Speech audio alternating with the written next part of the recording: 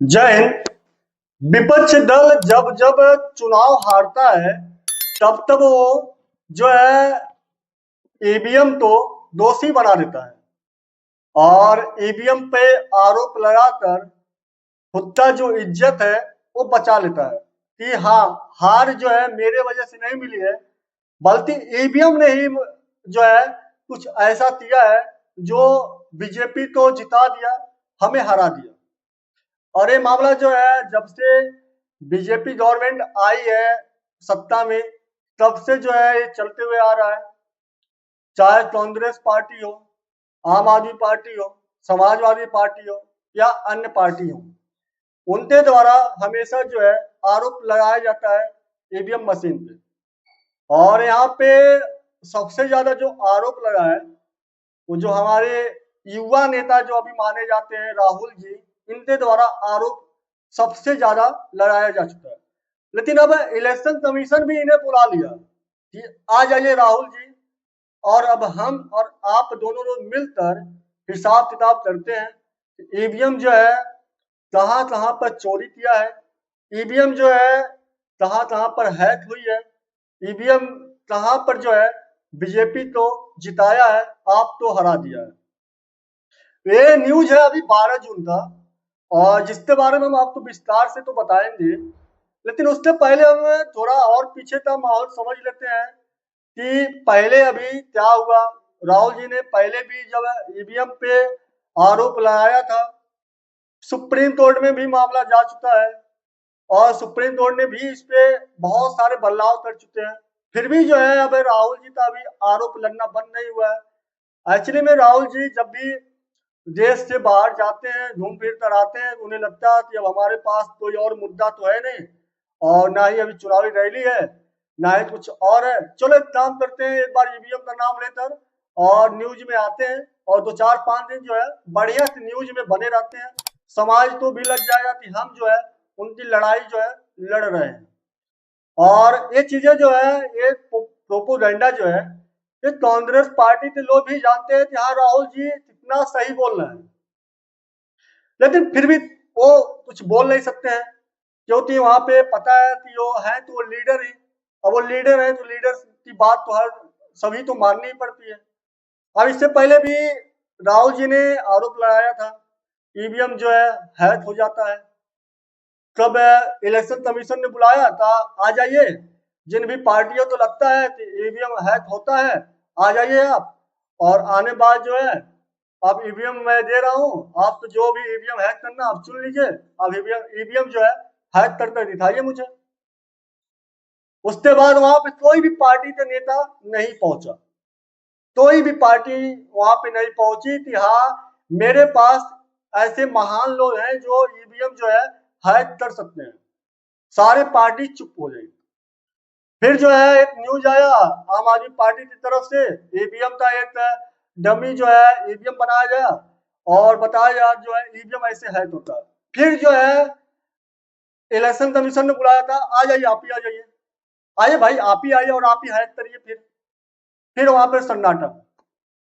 फिर जो है कपिल सिब्बल जी अमेरिका पहुंचे और वहां से आए, बताए नहीं नहीं नहीं ईवीएम हैक होता है। अमेरिका में मैं गया था, अमेरिका में पता चला ईवीएम जो है हैक होता है।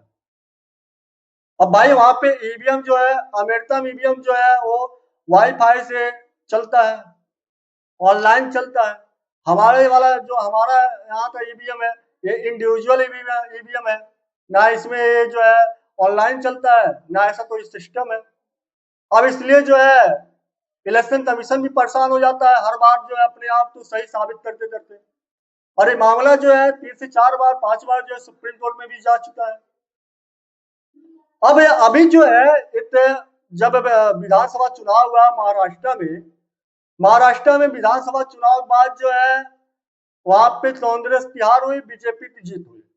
फिर राहुल जी ने सामने आए और बोले नहीं नहीं यहाँ पे इस बार जो है ईवीएम नहीं, जो वोटर लिस्ट है यहाँ पे गड़बड़ी हुआ है। और वहां पे जो है वोटर बहुत ज्यादा आ गए, और वोटर जो है बहुत ज्यादा आ जाए और वो जो है बीजेपी को जिता दिए। अब इसलिए उन्होंने ऐसा बोला क्योंकि वहां पे लोकसभा चुनाव में बीजेपी गवर्नमेंट को वोट बहुत कम मिला था। और इसलिए जो है राहुल जी तो लगता था कि इस बार विधानसभा चुनाव में कांग्रेस जो है वहां पे अपना मुख्यमंत्री बनाने वाला है महाराष्ट्र में, लेकिन वहां ऐसा कुछ हुआ नहीं। वहां दोबारा जो है बीजेपी गवर्नमेंट बना ली। अब उसके बाद जो है आए सामने और ये लगे इलेक्शन कमीशन से अपना डाटा मांगने कि भाई मुझे वो वोटर लिस्ट दो, मुझे वो वोटर लिस्ट दो, मुझे बताओ कि इतना वोटर कहाँ से आए, इतना वोट कैसे पड़ा, ये ऐसे हुआ वो ऐसे हुआ। बहुत सारा ऐसा अफवाह जो है, बहुत सारा आरोप जो है इन्होंने लगाया और सोशल मीडिया में बड़े लंबे टाइम तक जो है ये बने रहे। ये मुद्दा जो है संसद में भी उठाया गया, सारी चीजों जो है पार्लियामेंट में उठाया गया, इस मुद्दे पर बहस हुआ। अब जो है इलेक्शन कमीशन ने इस बात को जो है गहराई से लिया और बोला 12 जून को एक पत्र लिखा, ईमेल भी किया और इन्हें रिसीव करवाया और बोला राहुल जी अब आइए और मैं अब जानना चाहता हूं कि ईवीएम जो है कैसे हैक होता है। आपके पास जितने भी दस्तावेज हैं, आपके पास जितने भी सबूत हैं, आप लेकर चले आइए हमारे ऑफिस में और अब जो है निपटारा हो जाएगा। अब जो है फैसला हो जाएगा कि हम कितना चोर हैं और हम जो है कितना बीजेपी को जिताना चाहते हैं। क्योंकि दोस्तों अभी जब लोकसभा चुनाव हुआ था, लोकसभा चुनाव में बीजेपी की मात्र 239 या 40 सीटें ऐसे कुछ आया था। वहां पे ना कांग्रेस ने मतलब कांग्रेस की तरफ से भी कोई मतलब आरोप नहीं लगा, ना ही अन्य पार्टी ने आरोप लगाया यहाँ बीजेपी ने यहाँ पे गड़बड़ी किया है या ईवीएम मशीन ने हैक हुआ, ईवीएम मशीन हैक हुई है, या जो है इलेक्शन कमीशन ने इस बार जो है गड़बड़ी किया है। क्योंकि यहाँ पे ऑलरेडी जो है बीजेपी तो दूसरों के सपोर्ट से अपना गवर्नमेंट बनाना पड़ा। वहां पे सारे विपक्षी दल जो है वो चुप पड़े थे, वो चुप थे, नहीं बोल रहे थे।